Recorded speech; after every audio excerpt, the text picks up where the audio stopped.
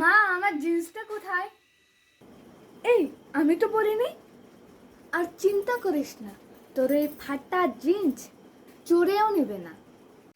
মা, বলছিলাম কি এক কাপ চা পাবো? প্রথমে এক জগ জল খেয়ে নে। জল? কেন, এনার্জি লাগবে না? কালকে যে তুই চা বানিয়েছিলি, তারপরে সেই চায়ের পাত্রটা বেছিনে পড়ে রয়ে শুকিয়ে কালো হয়ে গেছে। মা, কিছু কি খেতে পাবো? খুব খিদে পেয়েছে। ওই যে টেবিলে খাবার ঢাকা আছে, খেয়ে নেই। হ্যাঁ, কেন আবার?